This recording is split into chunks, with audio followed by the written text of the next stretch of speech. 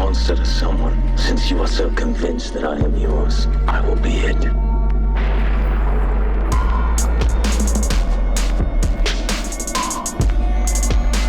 What's good, motherfuckers? I hope everyone's doing well, and I hope they had a great Easter. I know it was a bit of a break. I know it's a bit weird at the moment with everything going on, but I hope everyone's staying safe, had as much fun as they can, ate heaps of chocolate. Yeah, there's not much we can do except kind of stay indoors and make the best out of the lockdown that we can. Now, funny fact is, back in the day, my nickname used to be Lockdown. I've actually got for my 21st, my mate painted a lockdown piece of artwork. But anyway, I digress. This list is going to be about my favorite or my top 5 short Batman comics.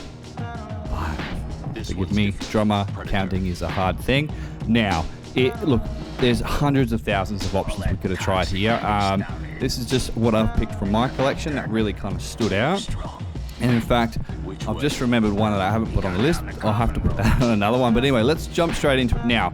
My number 5 it's Batman Court of Owls. I know this is a segment or a piece of a larger run, but this kind of story, this is actually my first comic. This is the first Batman comic I bought about maybe 2.5 years ago. I was going past a vendor and I was like, hey, look, I love Batman. I've never really got into the comics, but what do you recommend? He put this in my hand and said, look, we'll start with this.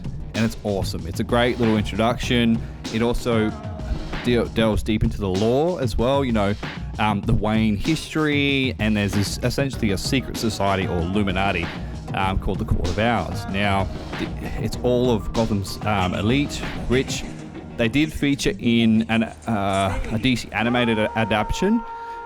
They changed a few things. I wasn't the biggest fan of it, but this is actually where it came from. Now, it's an absolutely awesome story, and you actually kind of see Batman on the back foot a little bit. Like, see there, there's just the Talon coming after him, and he's all busted up.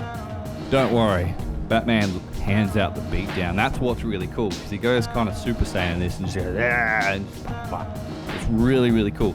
Definitely check it out. Definitely finish this arc as well, because it goes right up to, I think, Endgame and past that, where the Joker pulls some really horrific shit, and it's actually, whoa, this is different. It's different for the Joker, and the interaction between Batman and the Joker is really cool as well.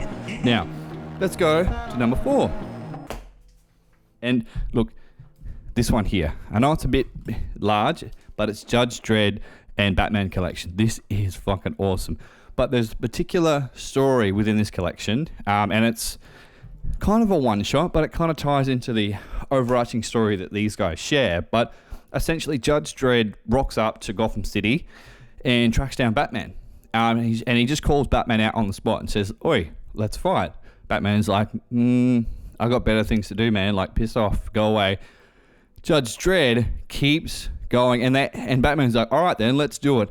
And they kick the living shit out of each other. And you kind of like, Dredd's a bit of an asshole here. Like, I kind of feel sorry for Batman a little bit. Not sorry because he's getting beaten up, but it's like, what the fuck? He's traveled from the future just to have a fight with Batman? Cool, but a bit assholey. Now, I'm not going to spoil it, but there is a really significant reason Dredd does this. And it's kind of revealed at the end. And it's perfectly paced. The artwork's beautiful in it as well. Let me try and find a piece of something from it. It might not actually be from that let's try and find something. Yeah, here it is. It's like this bit here is awesome, where they actually finally go at it, and you can see them facing off here, them battling on the and kicking the shit out of themselves on the train. That's a beautiful piece of artwork there. You can kind of see Batman and Judge Dredd there. I was going to say Joker, but this is a fantastic piece of work. This is, again, if you just want a short, quick introduction, you don't want too much kind of emotional baggage, or if you're new, check this out. This is fucking awesome. Anyway, let's move on. So this is number 3. This will be Dark Knight, Dark City. Now, this is actually recommended to a former colleague of mine, who is, burp this again, who really knows his shit with Batman. And I was actually asking him, I said, hey, look, what's a little bit different, a little bit kind of horror-centric? Because I love anything creepy with Batman, I'm all about. This is awesome. It's essentially the Riddler starts acting a little bit weirder than normal, and there's some kind of occult supernatural elements in this where Batman has to kind of figure out really quickly what's going on. And there's a whole bunch of tests, and it gets quite gruesome, and you actually kind of, it's a different look at Batman because, how do I put it? Yeah, look, the best way this is represented is actually a clip from, there's a Justice League Dark film that got put out, and there was the moment where Batman meets like death or meets like a whole bunch of evil spirits, and Batman scares the shit out of them, which I think works really well in this too. Obviously this came out before, but again, the artwork is awesome. It's, you know, some really great writers, some great inkers and all that kind of stuff, but it's a great, and just look at that, like it's very much the gothic Batman, which again, if you're into anything occult, there's Batman on the back fighting the undead, but it's really, really cool. If you're into mystery, intrigue, but again, it's short and sharp. Bang, bang, bang, bang, finished, beautiful, enjoy. I love this book, one of my favorites. Speaking of Gothic, now let's go to number 2. Number 2 is actually called Batman Gothic. Again, this was recommended to me by the same colleague, and this was actually in the same sense. I prefer this because this is even more of a jump into the supernatural. Again, written by Grant Morrison. I don't know if you guys know Grant Morrison, but he's quite an out there writer. He's done a run of Batman for many, many years, but he's also into the occult, all that awesome not awesome stuff, but all that very strange and wonderful. Yeah, and he kind of puts it into this. Again, it's Batman facing off a guy called Mr. Whisper. What that makes this really prolific, and Grant Morrison's quite known for his symbolism, and you know, he generally likes to put sigils and stuff or make his comic into one big sigil. But like, look at that artwork. It's absolutely beautiful. And it's a take on Batman, essentially saying that he's the king of hell.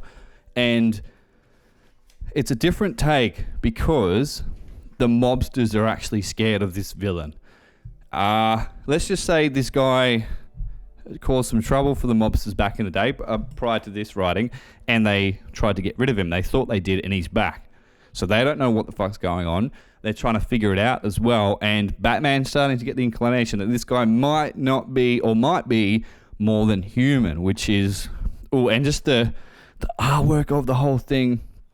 It's also, like, I get kind of Spawn, Todd McFarlane kind of vibes here, just in terms of... the way the art works and the content. I'll just show you the first kind of opening thing. So that's essentially a mob boss threatening this guy, and he's doused him in petrol. And it's quite like, I don't know if any of you guys have watched the Spawn animated series from the 90s. It's very, very dark, but similar to this.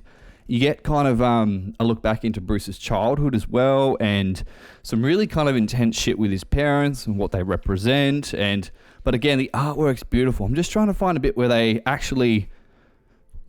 For the criminals to summon Batman, what they do is they put up an inverted bat signal. Again, that's rife with... I don't know if you've seen the obviously The Exorcist, all that kind of stuff with inverted cross. It really, really mimics it here. And like, the artwork's dark but colourful. It's gritty, and that's... look, if you haven't known, I'm a stickler for like a feel of a comic. And if the story's great but the artwork doesn't represent that properly, I'm probably not going to enjoy it as much. But if they're both on par together, that just takes it to another level. Highly recommend checking this out. It's a wonderful, wonderful comic. Again, it's just called Batman Gothic, done by... we've got Grant Morrison, the writer, and we've got Klaus Janson as the artwork guy. I'm fairly certain. Don't hate me if I get it wrong. But it's absolutely awesome. And yeah, it's a fantastic... Now... This is going to be an honorable mention, and there's actually 2 comics that share the first place. I know it's cheating, but fuck yes. Nah, look, I'm joking. Now, it's a crossover again. It's Batman in the Darkness. So if you see that, it's actually the Darkness collection, this one here. But the one shot with Batman is awesome because you actually get to see, as I've said in the other ones, Batman using a slightly different tactic. He's always renowned for hiding in the shadows. But how are you going to fight someone who the darkness? I'm not sure if you know these, but the darkness is essentially not evil, but it's So you've got light and dark, and there's these entities that are born since the creation of everything, essentially. And the darkness has a host, and that's Jackie. If anyone wants to play the PS3 games, they should, because they're awesome. And it actually ties into the Spawn stuff as well, and I'll get into that in a second. It's awesome. And you actually see Batman use light, as in lights and all that, to kind of counteract the darkness. But he also, as his usual kind of Batman, he figures out the best way to actually combat the opponent, in terms of it might not be engaging them physically, you know? So he actually has a kind of not a mind battle, but he knows Jackie's not inherently evil, so he kind of targets that and kind of talks to him man to man and says, "Oi, pull your fucking head in." That's the Aussie Lockie translation there. So look, the artwork, and again, in this collection, Soups actually has a full-on battle with the darkness as well, and the darkness summons this massive like beast thing, and they fight, and it's awesome. But this is one of my favorite panels ever. In terms of the artwork, it's stunning. You actually get to see, like, you know, and there's a thought pattern here. There's, like, in the thought bubbles, Batman saying that this guy, judging by his strength, he could kill me like that. He could, like, crush my skull and I'd be out. And he's wondering why. And that's what, you know, being the world's greatest detective, he kind of cottons on that, you know, Jackie's, although he's a host of the darkness, he's not actually evil. And he's anyone who wants to check this out, because there's some really cool darkness shit here, which is, so the darkness's main enemy is called the Angelus, or Angela, whatever it is. And she's essentially the embodiment of light. Not good, though, because that side is all about order. And they're just as bad as the darkness. And there's a really cool moment here where Jackie outwits her and pretty much lights her on fire and walks away in the most badass style I can think of. I'm not sure if I'm going to be able to find it, but it's really, really, really cool. No, I can't find it. Oh, no, there it is. Here it is. So that's the Angelus here. And then Jackie doesn't even fight like a transform. He just kind of, he knows his beater, and he literally just like throws a cigarette. Cool 90s shit. Anyway, check the darkness out. Check that comic. Now, for the first / 1.5 slot it's War Devil. It's a Batman Spawn crossover. This is awesome. They didn't have many, and it's very, very short, but you actually see these two at first fight each other, and then they actually work together to kind of figure out what's going on in Gotham. And it's it's not a buddy comedy, but you actually see the respect they've got for each other, and they're calling each other out, saying, Spawn saying, you undisciplined slob, and then Batman's calling Spawn like, you undead corpse, or something like that. But it's hilarious, and it's a great kind of forte in, and there's very few of these in terms of the crossovers. So there was 2, and there was one more that never got published. I think it was called Inner Demons, and that artwork's awesome. But if you're after a short, bombastic ride, you got to check out Batman and Spawn. This is awesome. And again, now the Angelus who we were speaking about in the previous Darkness Batman crossover, or the Darkness comics, actually originated in Spawn. She was a love interest for Spawn, but I don't know if you guys know, I think it was McFarlane and Kirby. Oh no, I've fucked that up. So essentially, the artists had a falling out, and because McFarlane didn't create that character, he sold it off to the other artist. I forgot the name. Forgive me. It's a really prolific one, but and then he put that Angelus in the setting of the Darkness universe. So it's kind of cool that they're intertwined like that. Again, if you guys didn't know, back in the 90s, Spawn comics were the number one. They were outselling most Marvel and DC, so that's why you saw a lot of bullshit crossovers with the two comics, because Spawn was king. And if anyone who lived through that era can just attest to the amount of toys, the amount of coverage, all that kind of stuff. But I'm going to wrap this up. I hope you guys thoroughly enjoyed it. Again, if you have any other comments, or if you have anything else that says, hey, look, check this comic out, check this Batman arc out, I'd absolutely love it. But all the best, guys. I'm going to keep this short and sweet. I hope you're safe.